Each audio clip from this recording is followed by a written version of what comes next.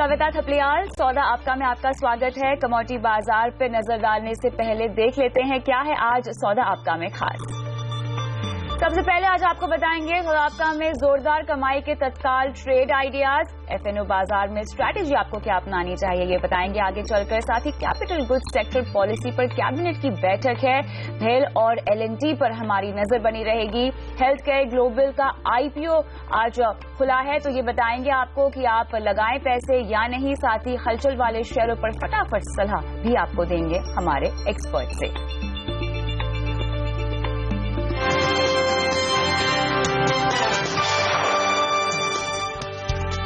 लेकिन रुक करते हैं सबसे पहले कमोडिटी बाजार की ओर। आज फेडरल रिजर्व की बैठक का दूसरा दिन है और आज देर रात इस बैठक के नतीजे भी आने वाले हैं। हालांकि इससे पहले अगर हम प्रेशियस मेटल्स की चाल देखें तो थोड़ी सी कमजोर दिखाई दे रही है। कॉमिक्स पर अगर हम सोने की बात करें तो ये $1230 के आसपास कारोबार करता हुआ दिखाई दे रहा है। वहीं चांदी की बात करें तो ये भी बेहद छोटे से दायरे में, सीमित दायरे में ही कारोबार करता हुआ दिखाई दे रहा है। लेकिन अगर कच्चे तेल की बात करें तो इसमें फिलहाल तेजी आती हुई हम देख रहे हैं। अंतर्राष्ट्रीय बाजार में इसका दाम जो है वो करीब 1% तक उछल गया है, लिहाजा उसका असर हम घरेलू चाल पर भी देख रहे हैं। लेकिन आपको बता दें कि कल एपीआई की इन्वेंट्री रिपोर्ट आई थी जिसके मुताबिक अमेरिका में क्रूड का जो भंडार है वो अनुमान से कम बढ़ा है और इसीलिए हम देख रहे हैं कि तेजी का रुझान है। और आज जो है अमेरिकी एनर्जी डिपार्टमेंट की रिपोर्ट पर बाजार की नजर टिकी रहेगी। लेकिन इस बीच कच्चे तेल में हम अच्छी खासी तेजी के साथ कारोबार करता हुआ देख रहे हैं। इस बीच पिछले हफ्ते हुई बेमौसम बारिश के बाद अगर हम एग्री कमोडिटीज की बात करें तो हाजिर बाजार में गेहूं का दाम करीब 30 से 40 रुपए तक बढ़ चुका है। वहीं चना और सरसों की कीमतों में भी हम देख रहे हैं तेजी देखने को मिल रही है और आज डॉलर के मुकाबले रुपए में हल्की कमजोरी दिखाई दे रही है। ऐसे में देखना होगा कि घरेलू कमोडिटी बाजार की शुरुआत आखिर किन स्तरों पर होती है। तो फिलहाल हम देख रहे हैं कि ओपनिंग बस होने ही वाली है। देखना होगा कि कच्चे तेल में और प्रेशियस मेटल्स की बात करें तो किन लेवल पे फिलहाल कारोबार हो रहा है। लेकिन उस बीच एग्री कमोडिटीज की ओर रुख करेंगे सबसे पहले, जहां पर हम देखेंगे कि क्रूड में आप देखिए 1.25% की तेजी और 2490 के भाव यहां पे अंतर्राष्ट्रीय बाजार में तेजी साफ तौर से रिफ्लेक्ट होती हुई। फिलहाल सपाट सोने का भाव लेकिन 29,000 के ऊपर हम देख सकते हैं कि कारोबार फिलहाल होता हुआ दिखाई दे रहा है। लेकिन चांदी की बात करें तो ये लाल निशान पे अंतर्राष्ट्रीय बाजार में सुस्ती है, याद रखिएगा। तो इसके चलते हम घरेलू बाजार में रिफ्लेक्ट होता हुआ देख रहे हैं।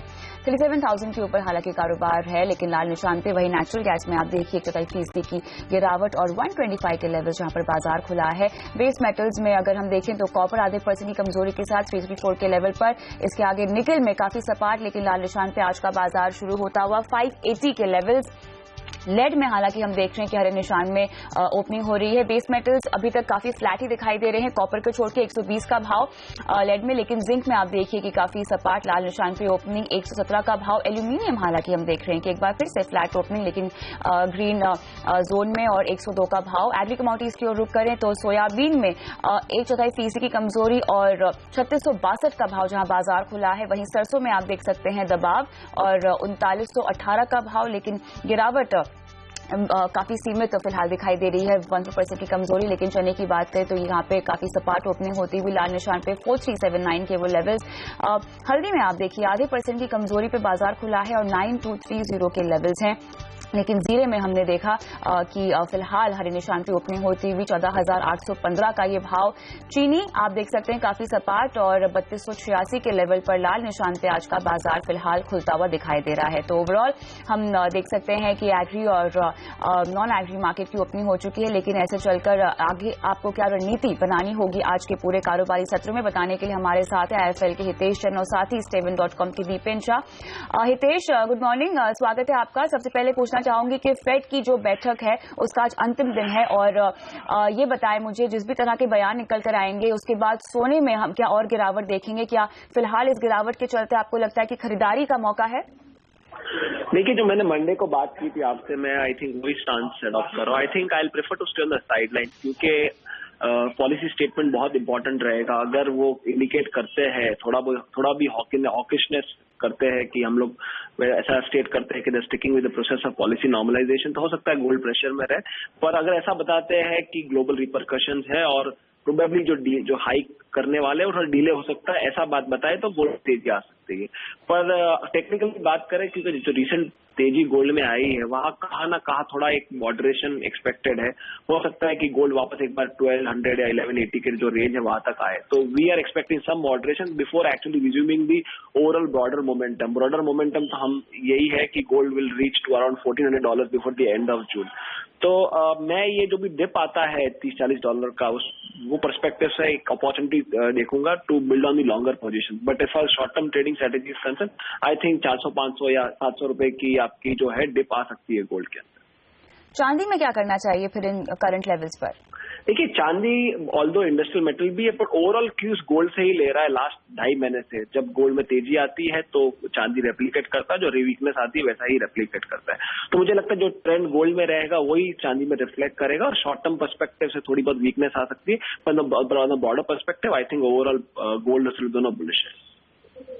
चलिए, तो यहाँ पर आप ओवरऑल लॉन्ग टर्म के लिहाज से बुलिश दिखाई दे रहे हैं, लेकिन फिलहाल की रणनीति अगर देखें तो चांदी में आपको लगता है कि बिकवाली करने में मुनाफा कमाया जा सकता है। क्रूड में हम देख रहे हैं कि खरीदारी लौटती हुई दिखाई दे रही है, और कल जिस तरह से रिपोर्ट आई थी, आज एपीआई की रिपोर्ट भी आने वाली है। बाजार की नजर टिकी हुई है एपीआई की रिपोर्ट पर, लेकिन जो बाउंस बैक हमने एपीआई की रिपोर्ट के बाद देखा है, क्या ये आपको टिकाऊ लगता है? 1% के पार अंतर्राष्ट्रीय और घरेलू बाजार में कारोबार हो रहा है। देखिए, ऑयल में हमने जो भी ट्रेजेक्टरी देखी है उसमें हम ये देख रहे हैं कि जो भी बाउंस बैक आया है, it is held more to the perception और optics other than actually the ground reality. क्योंकि ग्राउंड पे देखे तो बिल्कुल ही कोई कटबैक नहीं आया। अगर ओपेक साइड से, नॉन ओपेक में डेफिनेटली मॉडरेशन हो रहा है आउटपुट में, जहां यूएस में एटलीस्ट 500,000 बैरल पर डे का जो है कर्टिलमेंट हो चुका है, पर ओपेक साइड पे ऐसा कुछ भी नहीं हो रहा। और परसेप्शन की जो ये ओपेक और lot of oil bodies are going to meet this month and they are going to do some price stabilisation measure, वो सपोर्ट कर रहा है। पर ईरान की बात करें तो ईरान ने तो क्लियरली मेंशन कर लिया कि हम कोई प्रोडक्शन फीस नहीं करेंगे जब तक हमारा output 4 million barrel per day पे हिट करे। Currently they are producing around 2.8 million barrel per day, तो यहाँ से literally 1.2 to 1.5 million barrel per day का और एडिशन होने वाला है। तो जितना भी मॉडरेशन ओपेक साइड पे, नॉन ओपेक साइड पे आएगा, वो देखेंगे हम कि ईरान कहाँ ना कहाँ ऑफसेट करेगा। तो सच्ची बताऊं तो लॉन्गर टर्म पर्सपेक्टिव में ऐसा कोई इम्पेटस नहीं है। हो सकता है second half of this year जहां पे ऑयल पे बड़ी तेजी दिखेगी, सस्टेनेबल रिकवरी दिखेगी, वो प्रोबेबली $60-70 तक जा सकता है। But in the mean time I think we are stuck in the same broad range. वहां हम देख सकते हैं कि WTI ऑयल कुछ $30 से $40 का जो रेंज है उसमें ही अटका रहेगा। तो क्लियरली इस तेजी को देखते हुए क्या कोई रणनीति बनाई जा सकती है शॉर्ट टर्म के लिहाज से, या पोजिशनल कॉल को लिया जा सकता है? दीपेन, लिहाज से हमने देखा अभी लास्ट 1-2 वीक में कि तेजी आई थी, बट कहाँ ना कहाँ देख रहे हैं $39 से $40 पे एक रेजिस्टेंस है WTI के अंदर, और वहां से रिट्रेस करता है। तो शॉर्ट टर्म में हो सकता है कि आज 1-2 दिन में $1-2 तेजी आए, but the higher level probably यहाँ से $100 के ऊपर मैं सेल करना प्रेफर करूंगा। तो ये जो करंट तेजी आएगी अगर आती भी है तो I will not chase the rally, in fact I would sell at the higher level. तो यहाँ पर उछाल में बिकवाली की रणनीति आप सुझा रहे हैं, क्योंकि फंडामेंटली अगर हम देखें तो कच्चे तेल में फैक्टर्स में कोई बदलाव नहीं फिलहाल दिखाई दे रहे हैं। जब तक प्रोडक्शन कट, आउटपुट कट की जब तक खबरें नहीं आएंगी तब तक हम लंबी तेजी नहीं देखेंगे। लेकिन इसी के साथ एग्री कमोडिटीज की ओर रुख करें तो दीपेन, सबसे पहले ये बताएं कि कहाँ नजर रखनी चाहिए? जी, गुड मॉर्निंग। देखिए, एग्री कमोडिटीज की बात करेंगे तो सीपीओ में अच्छी अपॉर्चुनिटी लग रही है।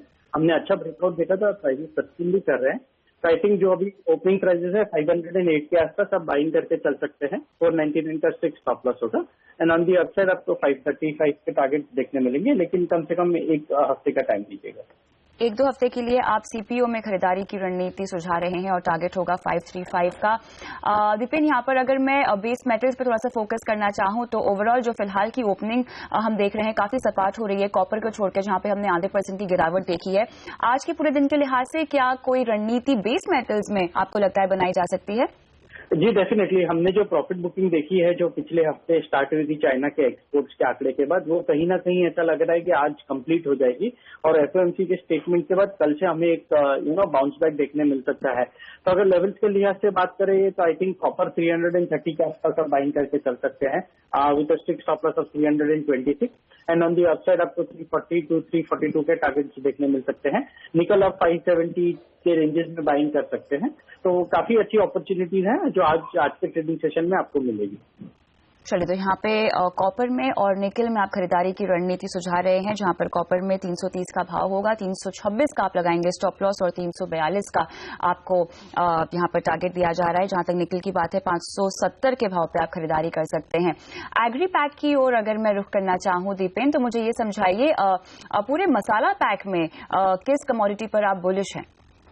देखिए, मसाला पैक में काफी कमोडिटीज परफॉर्म कर रही है। आई थिंक टर्मरिक काफी अच्छी चली है। जीरा कंसल्टेशन के बाद आज फिर से ऐसा लग रहा है कि थोड़ा अपसाइड दिखाने में सक्षम होगा। लेकिन सबसे बढ़िया मसाले में छोटी सी एक कमोडिटी है कार्डामम करके, जो काफी बीटिंग डाउन कमोडिटी रही है और ऐसा लग रहा है कि टर्न अराउंड पॉसिबल है। I think cardamom April contract आप 694-95 के आसपास बाइंग कर सकते हैं। 649 का फिक्स स्टॉप लॉस रहेगा एंड ऑन दी अपसाइड आपको 820 के टारगेट्स देखने मिल सकते हैं।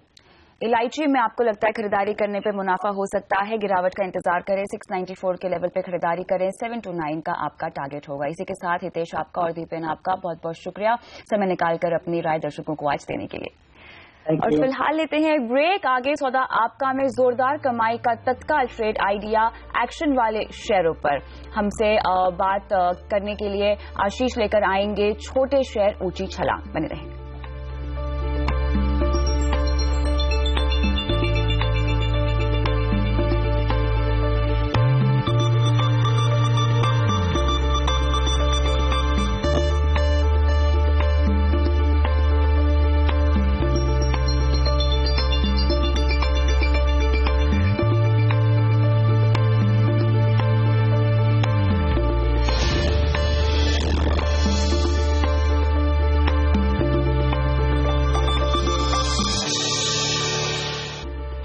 अब बाजार और हलचल वाले शेयरों की बात करते हैं सौदा आपका में, और इससे पहले आपको बता दें कि मौजूदा हालात में वो ट्रेडिंग आइडियाज जिससे आप जोरदार कमाई कर सकते हैं। वक्त है तत्काल ट्रेड आइडिया का।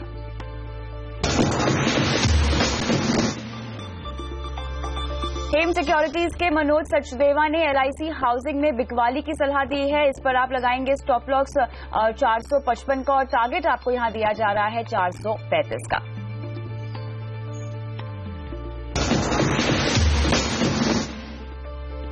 तत्काल ट्रेड आइडिया के बाद रुक करते एक जरूरी खबर की ओर। बजाज और आयशर के लिए बुरी खबर है। दिल्ली में 1 अप्रैल से BS4 वाले 2 व्हीलर मॉडल्स का रजिस्ट्रेशन ही होगा।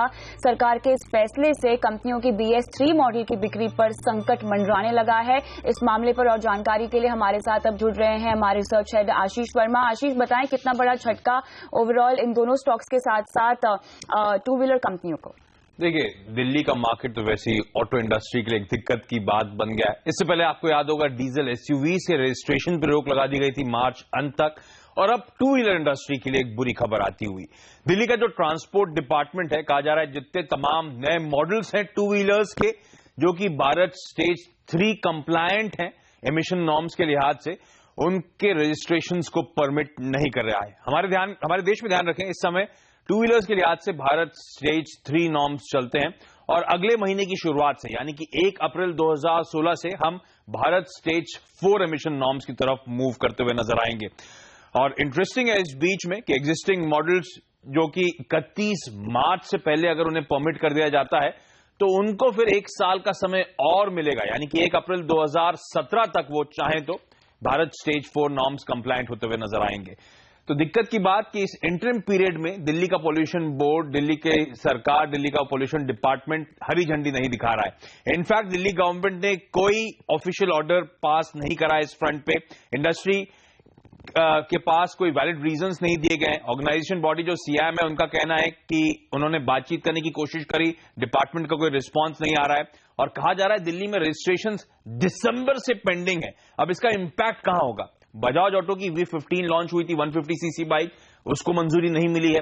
रॉयल एनफील्ड की आज मुंबई में ऑफिशियल लॉन्च होगा हिमालयन का, और उसकी भी ऑफिशियल मंजूरी दिल्ली पॉल्यूशन बोर्ड ने अब तक नहीं दी है। इसके अलावा एक अनलिस्टेड कंपनी सुजुकी मोटरसाइकिल्स, उसकी तो 2 गाड़ियां एक्सिस और हयाते, इन दोनों का अप्रूवल्स नहीं दिए गए। आसान शब्दों में इसका मतलब इन कंपनियों को उस लिहाज से फाइनेंशियल लॉसेस देखने को मिल सकते हैं और दिल्ली का मार्केट अभी भी 2 व्हीलर इंडस्ट्री के लिए एक पेन पॉइंट बन के उभर रहा है। चलिए, तो फिलहाल हम देख सकते हैं कि न सिर्फ पूरे मार्केट पे, लेकिन अगर स्टॉक प्राइसेस पे हम देखें तो बजाज ऑटो और आयशर में लगभग 1.5 से 2% की कमजोरी दिखाई दे रही है। शुक्रिया आशीष इन तमाम डिटेल्स के लिए। और फिलहाल सौदा आपका में रुकते हैं एक ब्रेक के लिए, लेकिन ब्रेक के बाद हमारे साथ बाजार की चाल पे बात करने के लिए जुड़ेंगे प्रभुदास लधाधर के जॉइंट MD दिलीप भट्ट। बने रहें।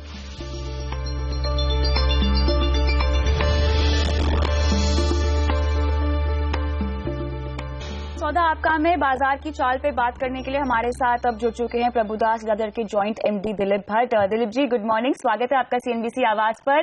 पहला सवाल साफ तौर से बाजार की चाल पर ही आपसे पूछना चाहूंगी। काफी वॉलेटाइल बाजार हम देख रहे हैं, 2 दिन गिरता है, 1 दिन चढ़ता है। आज भी हमने देखा कि शुरुआत जब हुई बाजार की तो चढ़ने की कोशिश की, लेकिन अब हम देख रहे हैं कि गिरावट अब दिखाई दे रही है। ओवरऑल बाजार की दिशा आपको किस ओर जाती हुई दिखाई दे रही है?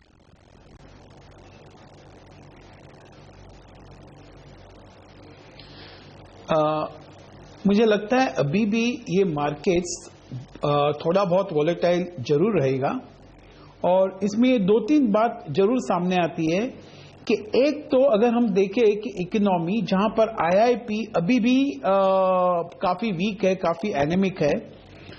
सेकेंड पोर्शन ये भी है कि overall global scenario still continues to be in a state of fluid. There is a lot of apprehensions on the international front. China का डिवैल्यूएशन थ्रेट का शायद कुछ समय तक बरकरार रहेगा, ऐसा लग रहा है। और अगर हम देखें कि अभी एक US फेड का मुंह आने वाला है, अगर वो स्टेटस को करते हैं तो बहुत अच्छा है।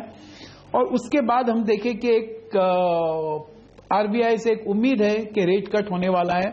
और इसके ये सबको ध्यान में रखते हुए और एक बात बहुत क्लियर है कि FIIs after budget have come back in a very big way, and FIIs are really swinging the market in a big way, इसमें कोई डाउट नहीं है। तो ये सबको ध्यान में रखते हुए लग रहा है कि ओवरऑल मार्केट्स वॉलेटाइल रहेंगे, लेकिन there will be the trajectory gradually will be one of upwards, and I think और अगर 1-2 couple of quarters down the line, मतलब अगर हम देखें calendar year, end of calendar year 16, शायद optimism on the economy will start improving and the earnings upgrade also में start happening, possibility of that. So उसको सब ध्यान में रखते हुए ऐसा लग रहा है कि शायद मार्केट्स एक्शन रिएक्शन करके चैनल अपवर्ड से बना रहेगी। बिल्कुल, आपने FII बाइंग की यहाँ पर बात कही है, साथ ही ग्लोबल एप्रीहेंशंस जो हम देख रहे हैं वो भी एक तरह से मौजूद हैं फिलहाल। ऐसे में जो FII खरीदारी हम देख रहे हैं, क्या ये ट्रेंड रिवर्सल आपको लगता है कि हमारे बाजारों के लिए साबित होगा?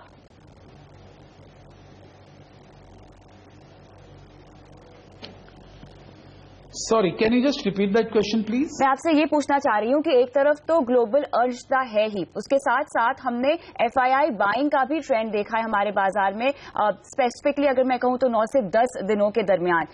ऐसे में क्या FII बाइंग का ये ट्रेंड एक ट्रेंड रिवर्सल होगा हमारे बाजारों के लिए, एक नई दिशा मिलेगी उन्हें?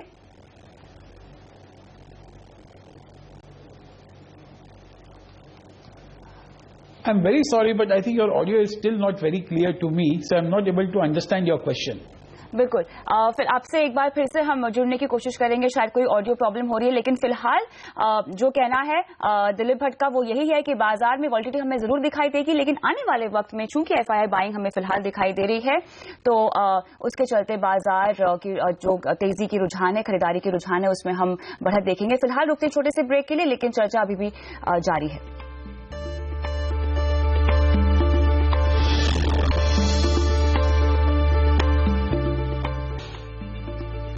एशियाई बाजारों के कमजोर संकेतों से भारतीय बाजारों में दबाव, 7,400 के करीब निफ्टी, बैंकिंग शेयरों से भी नहीं मिला सहारा। फेड बैठक पर आज दुनिया भर की नजर, आज देर रात अमेरिका में आएगा फैसला।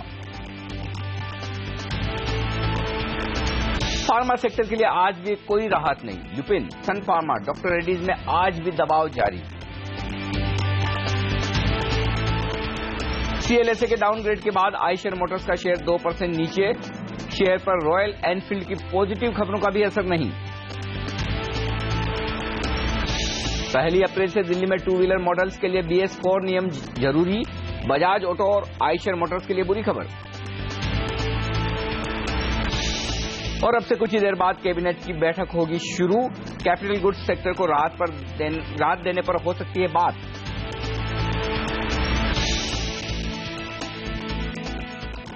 और ट्रेडर्स हॉटलाइन में आप सबका स्वागत है। नमस्कार, मैं हूं अनिल सिंघवी और हमारा ये शो है आप जैसे उन तमाम ट्रेडर्स के लिए जिन्हें अपने ट्रेड पर इस वक्त कोई न कोई एक्शन जरूर लेना है।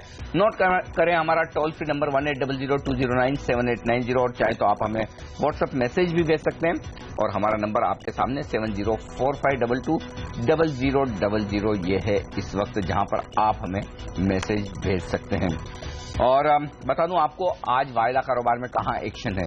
बजिंग स्टॉक्स पर एक बार नजर डाल दें। क्रॉम्पटन व्यूज यहां पर 7% की शानदार तेजी, 20% के बढ़े हुए ओपन इंटरेस्ट के साथ, लेकिन रुपिन और रिलायंस इंफ्रा जैसे शेयरों में मंदी की पोजीशन बनने के संकेत इस वक्त आपको दिखेंगे। वायदा कारोबार का कुछ और एक्शन में आगे आपको बताऊंगा। उससे पहले प्रभुदास लीलाधर के ज्वाइंट एमडी दिलीप भट्ट साहब हमारे साथ कार्यक्रम में इस वक्त बने हुए हैं। आप दिलीप जी, एक बार फिर से आपका स्वागत है। पहला सवाल तो आपसे यही लेना चाहूंगा, बैंक और बैंकिंग शेयरों पर मैं आपसे राय लेना चाहता हूं, क्योंकि काफी खबरों के दम पर ये एक्शन में है। एनपीओ को लेकर काफी बातचीत हो रही है, बैंक्स की तरफ से एक्शन भी होते हुए दिख रहे हैं। क्या ये समझना ठीक है कि ज्यादा से ज्यादा एक क्वार्टर में बैंकिंग शेयरों की जो दिक्कतें हैं वो सामने आ जाएगी, और उस लिहाज से क्या सरकारी बैंक्स में या फिर प्राइवेट बैंक्स में आपको निवेश के मौके दिखते हैं?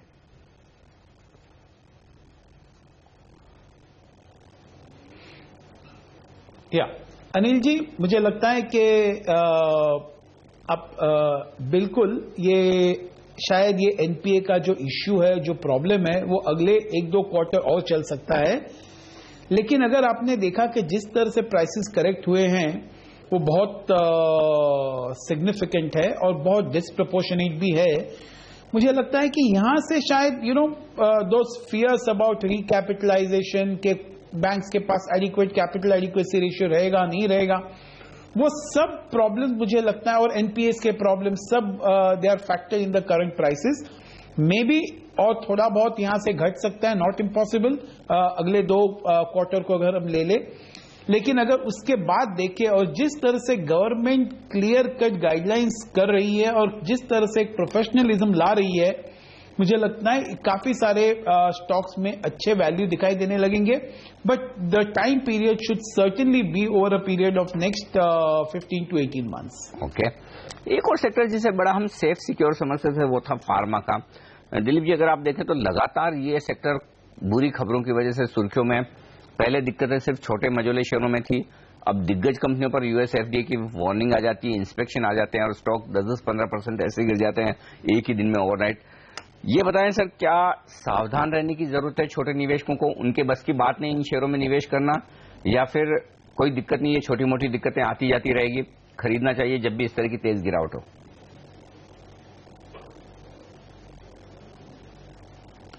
अनिल जी, अभी है ना, ये जैसे आपने कहा, ये ट्विन प्रॉब्लम हो गया है। एक तो सडनली कोई यूएस का कोई इश्यू आ जाता है जिसकी वजह से उस पर इंपैक्ट आता है, और हमने यहां पर देखा हुआ है कि नीजक रिएक्शन जिसको कहते हैं, और स्पेशली ये माहौल में जरा डिस्प्रोपोर्शनेटली लार्ज हो जाता है। लेकिन उसके साथ साथ ये दूसरा एक प्रॉब्लम अभी ऐसा है कि government has also come out with a series of notifications जहां पर इनके सेल्स और इनके प्रॉफिटेबिलिटी को इंपैक्ट हो सकता है। सो ये इश्यू अभी तक सेटल हुआ नहीं है और इसका एप्रीहेंशन या नर्वसनेस जरूर फार्मा सेक्टर पर रहेगा अगले शायद 1-2 महीने तक। बट बाय एंड लार्ज ये सेक्टर एक ऐसा सेक्टर है जहां पर ग्रोथ है, जहां एक्सपोर्ट्स में रुपये उनके फेवर में है, और लगता है कि शायद उनको थोड़ी बहुत तकलीफ तो इन द शॉर्ट रन हो सकती है, लेकिन in the longer run some of this good companies will still deliver good results in terms of the top line and bottom line. तो शायद ये अगर एक कपल ऑफ महीने में अगर ये करेक्ट होते हैं तो it will become an opportunity to buy on a long term basis. Sir, एक सेक्टर जो आज एक्शन में रह सकता है, कैबिनेट की अहम बैठक है और बैठक में समझाया जा रहा है कि कैपिटल गुड सेक्टर पर एक पॉलिसी बन सकती है। ये स्टॉक भी बुरी तरह से पिटे हुए हैं, भेल, एल&टी तो दिग्गजों में, और उसके अलावा मिड कैप स्टॉक्स काफी खराब हैं, काफी कमजोरी हुई भी है। 52 हफ्तों के निचले स्तरों पर ये शेयर ट्रेड करते हुए दिख रहे हैं। कहीं मौके दिखते हैं आपको खरीदारी करने के कि इतने पिटे हुए हैं, और भेल पे अब सब 70-80 रुपए के टारगेट के साथ सेल रिपोर्ट्स आ रही हैं, क्या करना चाहिए? खरीदें इन लेवल्स पर?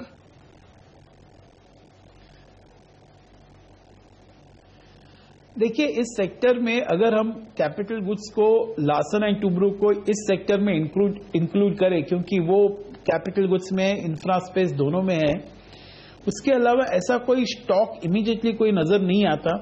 और आपको ये भी हमारे हिसाब से ये भी देखना चाहिए कि ओवरऑल जीडीपी ग्रोथ हो रहा है या सिग्निफिकेंटली हो रहा है या नहीं हो रहा है। हम देख रहे हैं कि जिस तरह से आईआईपी नंबर्स आ रहे हैं, तो वो एक कोई कॉन्फिडेंस इंस्पायरिंग वाली बात नहीं है।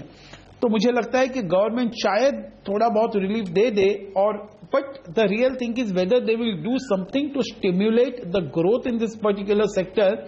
ये बहुत क्लोजली वॉच करेंगे लोग before they really jump into this particular sector. But otherwise हम देखें कि इवन गवर्नमेंट का जो प्लान एक्सपेंडिचर है ऑन द कैपिटल, वो भी कुछ खास बढ़ा हुआ नहीं है। रोड्स के ऊपर उन्होंने बढ़ा दिया है, लेकिन शायद बाकी सब में उन्होंने घटा दिया है।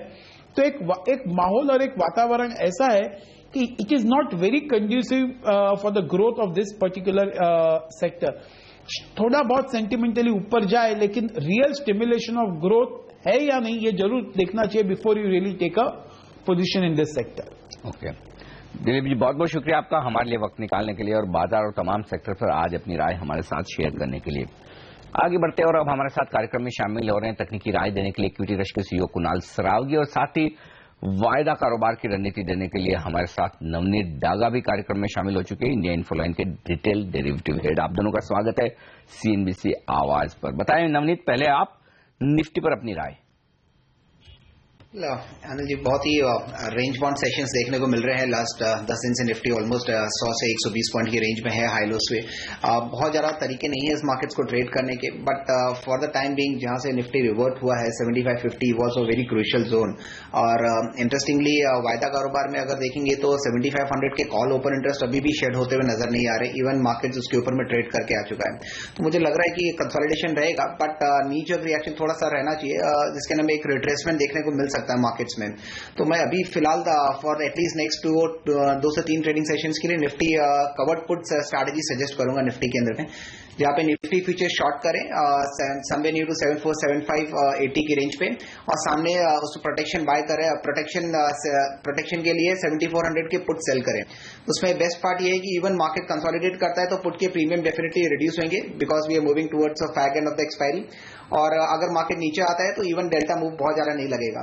तो 7550 की स्टॉप लॉस से ये स्ट्रैटेजी कर सकते हैं। नीचे के टारगेट 7350 के लिए निफ्टी अज्यूम कर सकते हैं। चलिए, निफ्टी का फ्यूचर बेचे 7475 के आसपास, 7400 का तब पुट भी बेचे 75 रुपए का।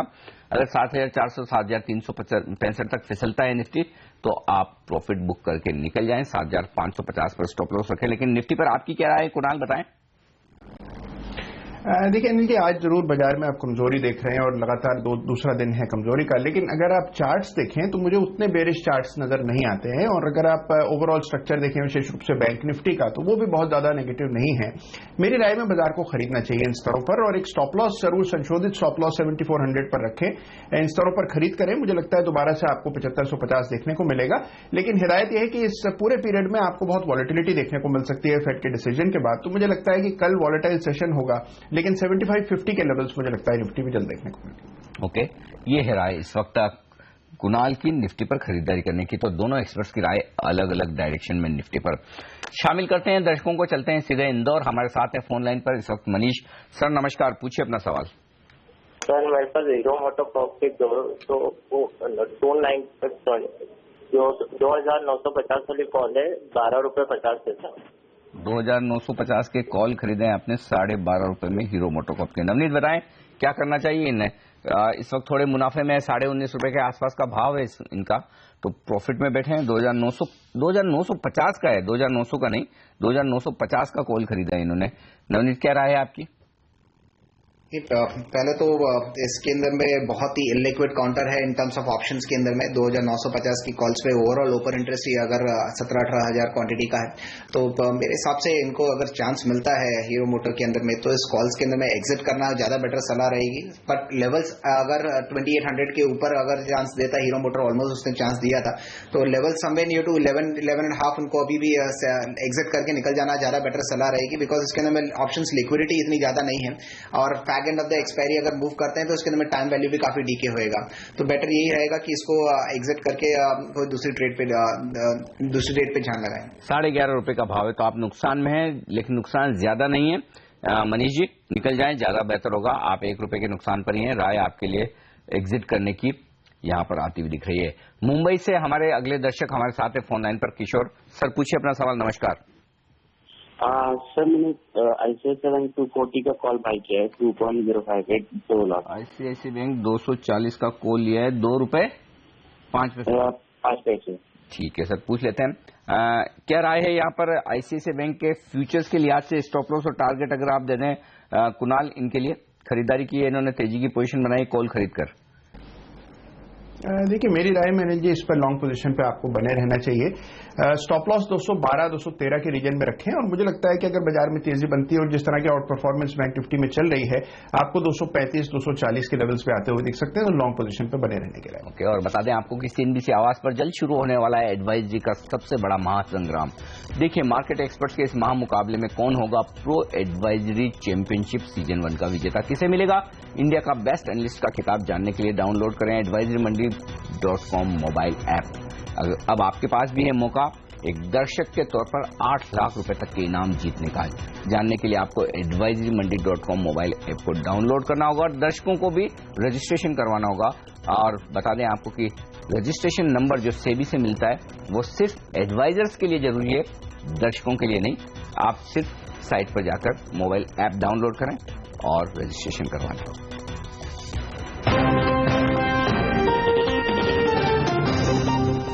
मेरे लिए काफी अमेजिंग एक्सपीरियंस है और मैं वास्तव में एक गर्व महसूस कर रहा हूं। मेरे विचार से यह चैंपियनशिप किसी भी एनालिस्ट के लिए एक बहुत बड़ा उपहार है। एनालिस्ट इसको ड्रीम भी कर सकते हैं और इसे अचीव करने की पूरी कोशिश कर सकते हैं।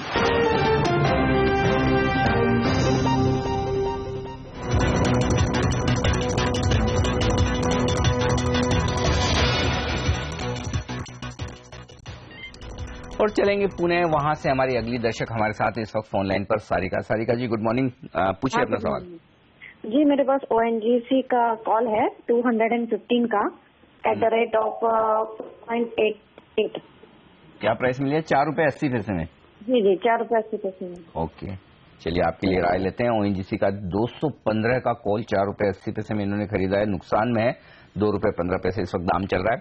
बताएं नवनीत क्या करना चाहिए सारिका जी को? देखिए मेरे हिसाब से इसमें फ्यूचर्स के अंदर में एक स्टॉप लॉस मेंटेन करके चल सकते हैं, वो है 202 लेवल्स का। टू माय अंडरस्टैंडिंग ओवरऑल एक थोड़ा सा शॉर्ट कवरिंग मूव देखने को मिला है last couple of trading sessions में। 200 के ऊपर में सस्टेन कर रहा है स्टॉक। बहुत ज्यादा बड़ा मोमेंटम की अपसाइड की टारगेट नहीं है इसके अंदर में, पर इनको अपना एग्जिट प्राइस जरूर मिल सकता है अगर 202 का एक फ्यूचर का स्टॉप लॉस प्राइस रखें और इसके अंदर में 210 के आसपास में ONGC फ्यूचर्स आता है, इसके अंदर में इनको एग्जिट प्राइस मिल जाएगा, वहां पे एक एग्जिट करके निकल जाए, पर बहुत ज्यादा अपसाइड मोमेंटम की उम्मीद नहीं है मेरे को। ओके, बहुत तेजी नहीं होगी सारिका जी, आप तुरंत निकलने का ध्यान रखें और 202 का फ्यूचर्स अगर टूटे तो फिर आप स्टॉप लॉस जरूर लगा कर रखें। लेकिन कुणाल आपकी लिस्ट में मैं देख रहा हूं 2 बाय कॉल्स और उनमें पहले है, एक्चुअली दोनों इंटरेस्टिंग मिड कैप्स हैं। बताएं पहले IFCI के बारे में। देखिए अनिल जी, IFCI की बात करें तो इसमें जिस तरह का ब्रेकआउट हमने कल के ट्रेड में देखा था उसके बाद मुझे लगता है कि इसकी ट्रेजेक्टरी में बदलाव आया है। निचले स्तरों पर एक अच्छा बेस बनते हुए हमने देखा और इसने 23.50 के एक मेजर लेवल को पार किया है, तो वहां एक स्टॉप लॉस रखकर मुझे लगता है 25, 50, 26 के टारगेट से इसमें खरीद की जा सकती है। ओके, तो खरीदारी करने की राय यहां पर IFCI में कुणाल की तरफ से। वहीं स्टॉक फ्यूचर्स में शॉर्ट करने की राय है मैक्लियोड रसल को नवनीत की तरफ से। नवनीत क्या वजह आप मंदी करना चाहते हैं? ठीक है अनिल जी, स्टॉक ने ऑलमोस्ट 140 से 180 तक का वर्टिकल राइज देखा है और इसके मोमेंटम इंडिकेटर्स या फिर RSI इंडिकेटर्स देखेंगे तो ऑलमोस्ट 2014 के हाई लेवल्स पे है, ऑलमोस्ट 1.5 साल तक के हाईएस्ट लेवल पे।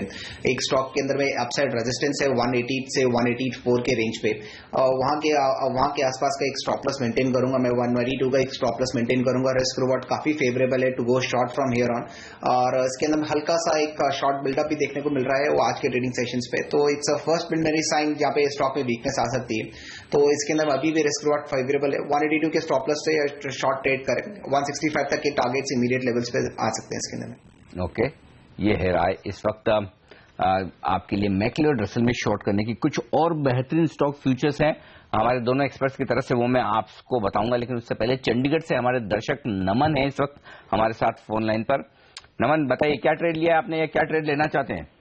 Sir good morning. Good morning sir, कैसे हैं आप? फाइन, ऑल बढ़िया है, सब कुछ ठीक ठाक। बताइए सर। सर मेरे पास DLF के 2 लॉट है 130 की कॉल ऑप्शन पे। ओके। और HDFC लिमिटेड का 1 लॉट है 1060 का। HDFC का 1060 का आपने कॉल लिया है? पुट लिया, सॉरी पुट लिया हुआ है। अच्छा, HDFC में तो आपने की है मंदी और DLF में की है तेजी, राइट? हाँ जी, हाँ जी। DLF क्या भाव में लिया है कॉल आपने? सर DLF की 130 की कॉल है जिसका एवरेज रेट है मेरा 0.60, 60 पैसे में। और HDFC पुट कितने में लिया है? HDFC मेरा है 7.70 का, 7 रुपए 70 पैसे में। चलिए अभी आपके लिए राय लेते हैं। पहले कुणाल से मैं DLF पर पूछ लूं। DLF 130 का कॉल कुणाल इनका लिया हुआ है, तेजी की पोजीशन बनी हुई है 60 पैसे में। DLF के लिए लेवल्स दे दें, क्या करना चाहिए इन्हें? देखिए DLF का चार्ट काफी बेहतर हुआ है अनिल जी, और मुझे लगता है कि फ्लैग पैटर्न इसके डेली चार्ट पर बन रहा है, तो बहुत संभावना है कि 120 के लेवल्स आते हुए दिखेंगे। लेकिन 130 की कॉल खरीदी है तो मुझे लगता है कि उतने ऊपर के लेवल्स मुझे नहीं लगता इस एक्सपायरी में आपको देखने को मिलेंगे, तो निकल जाने की राय है। लेकिन उछाल में निकले 115 116 मुझे लगता है कि इस एक्सपायरी में आपको देखने को मिलेगा। तो 115 116 के आसपास DLF का भाव आए तो अपने कॉल में प्रॉफिट बुक करें। नमन जी आपके लिए राय। लेकिन नवनीत बताएं, HDFC में मंदी की पोजीशन बनाई है, स्टॉक गिरा तो है पिछले कुछ दिनों में। 1060 का पुट खरीदा है 7 रुपए 70 पैसे में, थोड़ा मुनाफा भी हो रहा है 2 रुपए का। क्या ट्रेड या क्या स्टॉप लॉस टारगेट होंगे इनके लिए? दिग्गज काउंटर है HDFC, हैवी वेट है इंडेक्स के अंदर में। कल काफी डाउनग्रेड के बाद में स्टॉक में मंदी देखने को मिली है, शॉर्ट पोजीशंस भी देखने को मिली थी इसके अंदर में। एक इमीडिएट सपोर्ट जोन जो मेरे को समझ में आ रहा है वो 1080 के लेवल्स तक का है, वहां तक अगर स्टॉक आता है तो इनकी पुट के भाव somewhere near to 16 to 17 rupees हो जाएंगे। मैं वहां पे बोलूंगा कि अगर नीचे और थोड़ा सा डाउन साइड देखने को मिल सकता है, इवन मार्केट में भी थोड़ा डाउन साइड दिख रहा है मेरे को, तो मैं बोलूंगा इनको 1080 तक के लेवल्स के लिए वेट करें। वहां पे इनको 15 to 16 के आसपास में ये प्राइस मिल जाएगा इनको ऑप्शन से निकलने के लिए, वहां पे एग्जिट करें। और अपसाइड पे ट्रेंड रिवर्सल अगर HDFC में देखने को मिलेगा वो 1130 के अबव है, तो 1130 के ऊपर अगर फ्यूचर्स का स्टॉप लॉस मेंटेन करे, उसके ऊपर निकल जाए तो डेफिनेटली इस कॉल्स के अंदर में पुट के अंदर में डेफिनेटली एग्जिट करना चाहिए। ओके, एग्जिट करें, ये राय HDFC पर। लेवल्स पर आप जरूर नजर बना कर रखें नमन जी। वक्त एक ब्रेक का, ब्रेक के बाद मैं लौटूंगा, दोनों एक्सपर्ट से लूंगा स्टॉक फ्यूचर्स में उनकी एक पिक। बने रहिए हमारे साथ।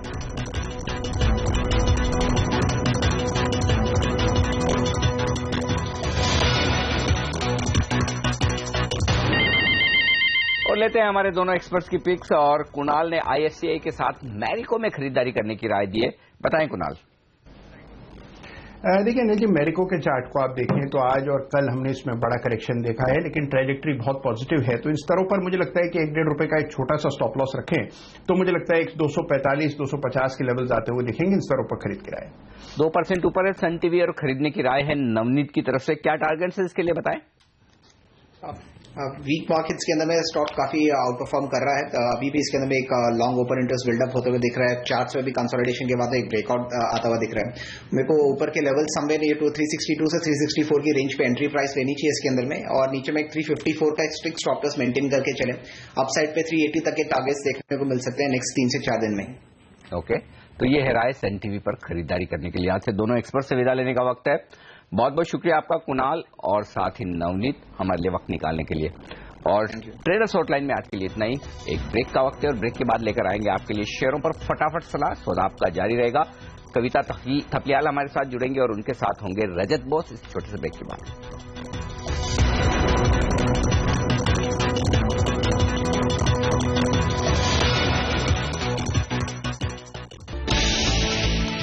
एशियाई बाजारों के कमजोर संकेत से भारतीय बाजार में गिरावट। 7400 के करीब निफ्टी। बैंकिंग शेयरों से भी नहीं मिला सहारा। फेड बैठक पर दुनिया भर की नजर। आज देर रात अमेरिका में आएगा फैसला। फार्मा सेक्टर के लिए आज भी कोई राहत नहीं। ल्यूपिन, सन फार्मा, डॉक्टर रेड्डीज में आज भी दबाव जारी। CLSA के डाउनग्रेड के बाद आयशर मोटर्स का शेयर 2% से ज्यादा नीचे। शेयर पर रॉयल एनफील्ड की पॉजिटिव खबरों का भी असर नहीं। 1 अप्रैल से दिल्ली में 2 व्हीलर मॉडल्स के लिए BS4 नियम जरूरी। बजाज ऑटो और आयशर मोटर्स पर बुरा असर। और कुछ ही देर बाद कैबिनेट की बैठक होगी शुरू। कैपिटल गुड्स सेक्टर को राहत देने पर हो सकती है बात।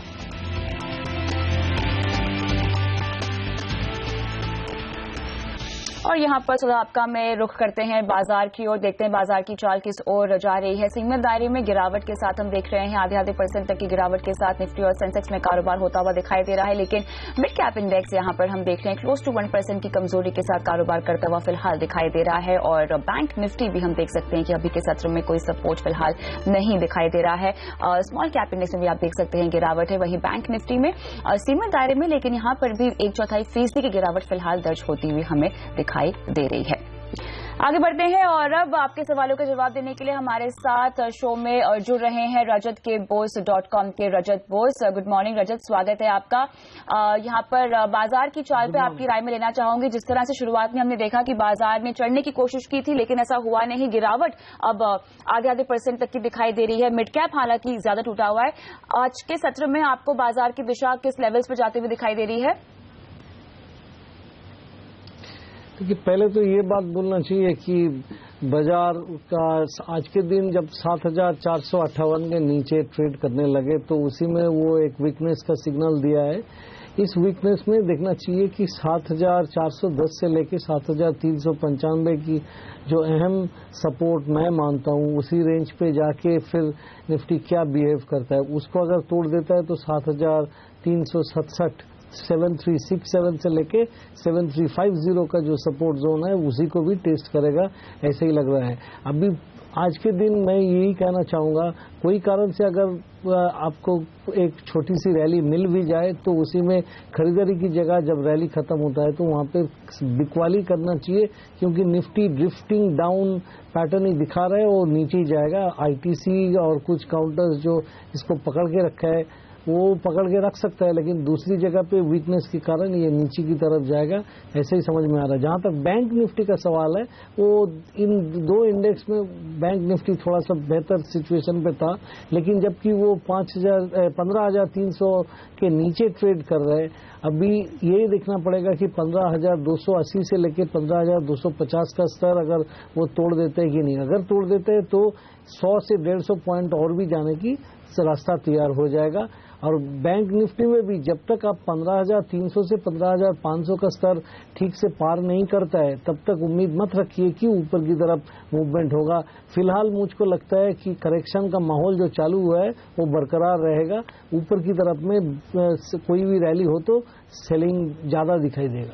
उछाल में आपको बिकवाली की रणनीति यहां पर सुझाई जा रही है। काफी उतार चढ़ाव हम बाजार में देखेंगे, लेकिन अब रुक करते हैं दर्शकों के सवालों की ओर। जयपुर से मनीष हमारे पहले दर्शक फोन लाइन पर मौजूद है। नमस्कार मनीष, बताएं किस टॉप पे सवाल पूछना चाहते हैं? Good morning madam. Good morning.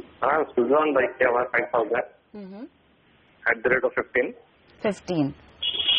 तो इसको मैं रखना चाहता हूँ एटलीस्ट 4-5 महीना या साल भर के लिए। 4 से 5 महीना या साल भर का नजरिया है रजत जी इनका। सुजलॉन में 15 की इनकी खरीद है, काफी ज्यादा क्वांटिटी में इन्होंने खरीदा हुआ है, 5,000 शेयर। देखिए, प्रॉब्लम इस बात का है कि सुजलॉन में 4-5 महीना में कुछ अभी खास कुछ होगा ऐसा उम्मीद थोड़ा कम है, क्योंकि ये पिछले साल का मई का महीना से बाद में वो 22-23 का जो लेवल पे खड़ा रहता था, वहां से डिस्ट्रीब्यूशन पैटर्न कंप्लीट करके जब 20 का लेवल तोड़ दिया था जनवरी में, उसी टाइम पे ये काफी वीक हो गया है। तो फिलहाल आपने अगर लॉस बुक करके निकल जाए तो बेहतर होगा, या तो कोई रैली में निकल जाइए, क्योंकि कोई कारण से ये 12.5 का लेवल अगर तोड़ देगा तो नीचे और भी जा सकता है। 10 का लेवल भी पुरानी जो वीकनेस दिखा के जहां तक गया था वो उधर की तरफ भी जा सकता है। मेरे को इस स्टॉक में कुछ खास कॉन्फिडेंस नहीं है। 1 साल का भी नजरिया है इनका? 1 साल का नजरिया हो चाहे 6 महीने का हो, कुछ खास दिखाई नहीं दे रहा है। चलिए, तो फिलहाल आपको निकलने की सलाह दी जा रही है। आगे बढ़ते हैं, दिल्ली से अमित है फोन लाइन पे। नमस्कार अमित, बताइए क्या सवाल है? मैम, मेरे पास अपोलो टायर है, 200 शेयर्स 172 की बाइंग है। 172 की बाइंग है, ठीक है जी। वेदांता है 400 शेयर्स 90 की बाइंग है। और नजरिया क्या है आपका? मैम, शॉर्ट टर्म के लिए थे मैम। रजत जी, शॉर्ट टर्म का नजरिया है, दोनों ही स्टॉक में फिलहाल इन्हें घाटा हो रहा है, क्या करें? वेदांता पे राय लेंगे सबसे पहले। अच्छा, मैंने अपोलो टायर का राय पहले दे देता हूँ। अपोलो टायर में मैं ये कहूँगा कि 167 का स्टॉप लॉस मान के इसमें बने रहिए। 167 ऑन क्लोजिंग प्राइस बेसिस अगर टूट जाता है तो आप, जबकि ये शॉर्ट टर्म की ट्रेड है, तो निकल जाइएगा।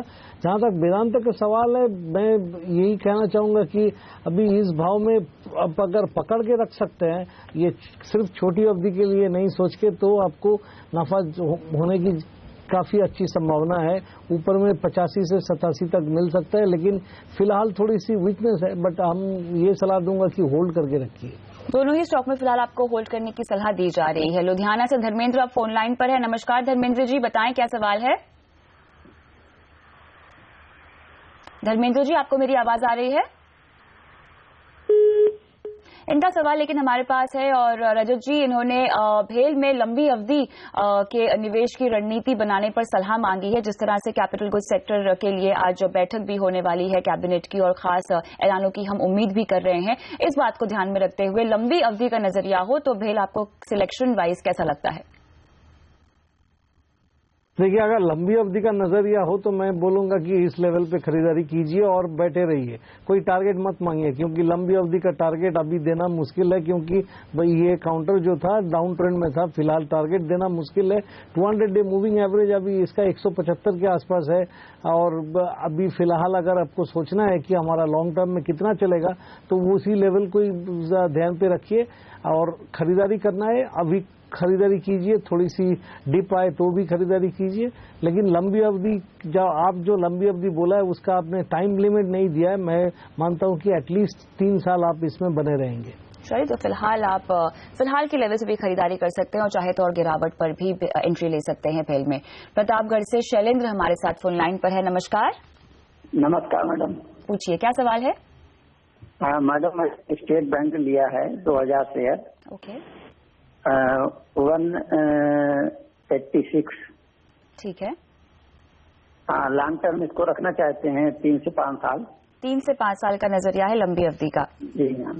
रजत जी, SBI 186 की बाइंग प्राइस है और 3 से 5 साल तक रह सकते हैं इसमें। देखिए, पहले एक कैवियट है। SBI आपने भी लिया है, मैंने भी लिया है। आपने भी लिया है लंबी अवधि के लिए, मैंने भी लंबी अवधि के लिए लिया है। मेरा बाइंग प्राइस आपसे थोड़ा कम है, मैं 160 के आसपास लिया था, लेकिन उसमें कोई खास फर्क नहीं पड़ेगा, क्योंकि जब आप 5 साल की नजरिया लेंगे तो इस 5 साल में SBI में मैं तो ये मानता हूँ, क्योंकि मैंने भी खरीदा है, मैं मानता हूँ कि एटलीस्ट करंट लेवल से इसमें 70 to 80% प्रॉफिट आना चाहिए, जो कि कोई बड़ा परसेंटेज गेन नहीं है। फिर भी उतना तो मान के चलिए कि उतना मिलेगा और बने रहिए। कोई डिप आए तो भी खरीदिए, क्योंकि स्टेट बैंक में NPA रह सकता है। फिर NPA की खबर आएगा मार्च के अंत में, तब थोड़ा डिप मिल सकता है। But state bank will not gate dissolved और समथिंग, ऐसा कुछ होने वाला नहीं है। दिस टू शैल पास। आप खरीदारी कीजिए। मेरा व्यू बायस्ड हो सकता है, क्योंकि मैं भी आपकी तरह मानता हूं कि स्टेट बैंक चलेगा, इसलिए मैं खुद भी खरीदा हूं। चलिए, तो यहाँ पे आप बने रहिए। गिरावट में चाहे तो और भी खरीदारी कर सकते हैं। नजरिया आपका जो है वो काफी अच्छा और इसी का फायदा आपको मिलेगा। ग्वालियर से अशोक जैन है अब फोन लाइन पे। नमस्कार अशोक जी, बताएं कैसे हैं आप, क्या सवाल है आपका। नमस्ते मैडम। नमस्ते मैडम। मैडम, मैंने एल्डर फार्मा लिए 115 के भाव में 100 शेयर। ओके। और काउंटरिंग इसमें अभी करंट रेट पे मैं लेना चाहता हूँ लंबे समय के लिए, कुछ 5-6 महीने के। ठीक है, आज तो काफी चढ़ा हुआ है स्टॉक, लेकिन सबसे पहले एल्डर फार्मा 115 की इनकी बाइंग प्राइस है। रजत जी, देखिए, जहाँ तक एल्डर फार्मा का सवाल है, मैं बोलूंगा कि इसमें कोई भी रैली में निकल जाइए। और एज सच कविता, एक चीज मैं आपके यहाँ पे कहना चाहूंगा कि जब कोई सेक्टर में एक के बाद एक पब्लिक इशू आता है ना, वो सेक्टर एक्चुअली टॉप आउट कर जाता है। आप पुरानी स्टॉक मार्केट का हिस्ट्री देखिए, हर बार ऐसा हुआ है, इसका कोई एक्सेप्शन नहीं है। तो फिर ये फार्मास्यूटिकल स्टॉक्स अभी कुछ दिनों के लिए चलना बंद कर देगा। और जहां पे इसका वीक स्टॉक है, जो स्टॉक वीक है, जैसा कि एल्डर फार्मा, ये थोड़ी सी रैली दिखावे तो भी उसमें सेलिंग आके फिर नीचे चला जाएगा। इसकी जगह कोई अच्छी काउंटर आप ले लीजिए जिसका फंडामेंटल अच्छा है। और फार्मा सेक्टर अभी थोड़ा, pharma and health care sector अभी थोड़ा अवॉइड करे तो बेहतर रहेगा। रेकमेंड करेंगे आप कुछ और स्टॉक इन्हें? मैंने उनको यूनाइटेड स्पिरिट्स लेने के लिए बोलूंगा, या तो थोड़ी देर पहले आपने डिस्कस कर रहे थे भेल या state bank of India. Her counter जो मैं बता रहा हूँ वो लॉन्ग टर्म के नजरिया से बता रहा हूँ। अगर शॉर्ट टर्म में लेना है तो कोई मोमेंटम काउंटर ले लीजिए। Even for that matter auto क्षेत्र में Ashok Leyland is a very good stock, you can buy. चलिए, तो ऑटो क्षेत्र में अशोक लेलैंड पे आप खरीदारी कर सकते हैं। यूनाइटेड स्पिरिट्स, भेल या एसबीआई में भी आप रणनीति बना सकते हैं। फिलहाल एल्डर फार्मा से निकल जाइए। क्रॉम्पटन ग्रीव्स में फिलहाल के लेवल पे क्या खरीदारी करनी चाहिए? आज तो हमने देखा है कि अभी फिलहाल 3% की तेजी इसमें दर्ज है, लेकिन इससे भी ज्यादा ये स्टॉक चढ़ चुका है। लेकिन खरीदारी के लिए ये स्टॉक अगर 3 महीने का नजरिया हो तो क्या कहना होगा आपका? देखिए कविता, क्रॉम्पटन ग्रीव्स का ये जो कुछ बिजनेस बेच दिया और कुछ बिजनेस को अलग करके जो वैल्यूएशन है, इस वैल्यूएशन के बाद में जो नया चार्ट कुछ बना नहीं है, इसलिए इसके ऊपर कमेंट तो करना नहीं चाहिए। बट अगर उन्होंने खरीदना चाहते हैं तो ये 40 के नीचे स्टॉप लॉस जरूर लगा के रखिएगा। उम्मीद है कि अगर इसमें से मूवमेंट होता है, थोड़ी सी जो चार्ट जितना मिला है उसको देखते हुए 56-57 का एक टारगेट बनाया जा सकता है। बट उससे ज्यादा कुछ बोलना ठीक नहीं रहेगा क्योंकि चार्ट बना ही नहीं है। तो आपको फिलहाल अगर खरीदारी करनी है तो आप कर सकते हैं, लेकिन 40 के नीचे का स्टॉप लॉस लगाइए। 56 या 57 के टारगेट की उम्मीद आपको यहां पर रखनी चाहिए। और दर्शकों के सवालों के जवाब तो हम देते ही रहेंगे, लेकिन बात करते हैं हमारी खास अब पेशकश की। सीएनबीसी आवाज पे जल्द शुरू होने वाला एडवाइजरी का सबसे बड़ा महासंग्राम। देखिए मार्केट एक्सपर्ट्स के इस महामुकाबले में कौन होगा प्रो एडवाइजरी चैंपियनशिप सीजन 1 का विजेता, किसे मिलेगा इंडिया का बेस्ट एनालिस्ट का खिताब। जानने के लिए डाउनलोड करें advisoryMandi.com मोबाइल ऐप, और अब आपके पास भी है मौका 8 लाख रुपए तक के इनाम जीतने का। जानने के लिए advisoryMandi.com मोबाइल ऐप आप डाउनलोड कर सकते हैं। दर्शकों को रजिस्टर करने के लिए सेवी रजिस्ट्रेशन नंबर की जरूरत नहीं है।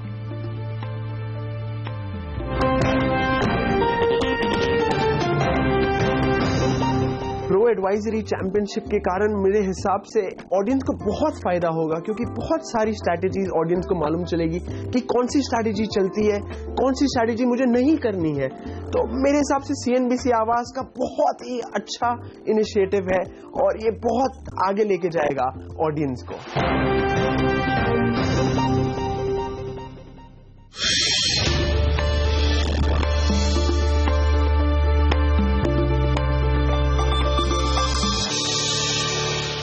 सौदा आपका में हम आगे बढ़े उससे पहले जेम्स एंड ज्वेलरी स्टॉक्स पे डालते हैं नजर, जहां पे हमें अच्छा खासा एक्शन दिखाई दे रहा है। आप देख सकते हैं कि यहां पे लगा लाल निशान पे कारोबार हो रहा है। राजेश एक्सपोर्ट्स में आप देख सकते हैं लगभग 12% तक की कमजोरी। वहीं पीसी ज्वेलर यहां पर 3.5% टूटा हुआ है। टीवीजेड में हम देख सकते हैं 2.5% की कमजोरी। टाटा कंपनी में भी हम देख सकते हैं 1.5% कमजोरी के साथ कारोबार हो रहा है। जिस तरह से एक्साइज ड्यूटी के विरोध में लगातार जो ज्वेलरी फेडरेशन है वो स्ट्राइक पे है, हड़ताल पे है, उसी का असर हम उनके कारोबार के साथ साथ इन स्टॉक पे भी देख रहे हैं। लेकिन क्या करना चाहिए आपको फिलहाल इन स्टॉक्स में, जानते हैं रजत बोस से। रजत, क्या रणनीति अपनानी चाहिए? जो गिरावट हम देख रहे हैं, क्या फिलहाल निकल जाने में समझदारी होगी? देखिए सबसे पहले राजेश एक्सपोर्ट्स का चार्ट अगर आप देखेंगे तो इसमें पिछले अक्टूबर के महीना से 650 से 750 के बीच में ये जो घूम रहा था, अभी डिस्ट्रीब्यूशन कंप्लीट करके गिरावट में मतलब डाउन ट्रेंड में चला गया है।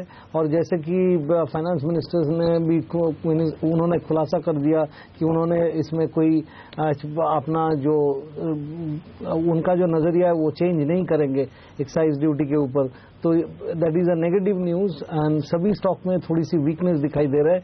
इससे निकल जाने से ही बेहतर होगा, क्योंकि ये स्ट्रेंथ कुड एक्सेंचुएट। सबसे ज्यादा प्रॉब्लम राजेश एक्सपोर्ट्स में आ सकता है क्योंकि उनका चार्ट पैटर्न सबसे खतरनाक है, और बाकी जो है उसमें भी वीकनेस दिखाई दे रहा है। पीसी ज्वेलर्स अपना 200 डे को तोड़ के अभी नीचे से पुल बैक रैली तो दिया था, लेकिन वो पुल बैक रैली सस्टेन नहीं हुआ, वो भी नीचे जाने की तैयारी में। टीवीजी, टाइटन सभी में वीकनेस नजर आएगा। टाइटन अगर 334 तोड़ देगा तो 325 से लेके 317 तक भी जा सकता है, निकल जाने से बेहतर होगा। बिल्कुल, और गिरावट गहरा सकती है। राजेश एक्सपोर्ट्स में बात करते हुए हमने देखा कि 12.5% से ज्यादा की कमजोरी आ चुकी है। तो अगर आपने भी ये स्टॉक अपने पोर्टफोलियो में रखे हैं तो फिलहाल निकलने की सलाह दी जा रही है हमारे जानकार की तरफ से। और इसी के साथ रुकते हैं एक ब्रेक के लिए, लेकिन शेयरों पर फटाफट सलाह लेकर आएंगे आपके लिए इस ब्रेक के बाद।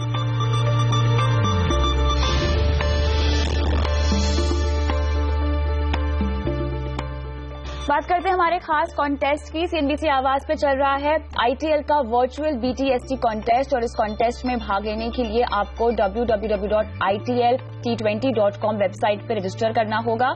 इसके बाद आप भी बीटीएसटी या एसटीबीटी कॉल दे सकते हैं। परसेंटेज के लिहाज से सबसे ज्यादा रिटर्न देने वाले पार्टिसिपेंट को विजेता माना जाएगा और रोज दोपहर 3:30 बजे तक आप अगले दिन के सौदे के लिए कॉल दे सकते हैं। अगले दिन दोपहर 2:30 बजे तक आपकी कॉल के रिटर्न के लिहाज से विजेता का चयन होगा। इसी के साथ सौदा आपका में इतना ही। मुझे दीजिए इजाजत, लेकिन आगे देखिए कमोडिटी राउंड अप। बने रहे हमारे साथ। नमस्कार।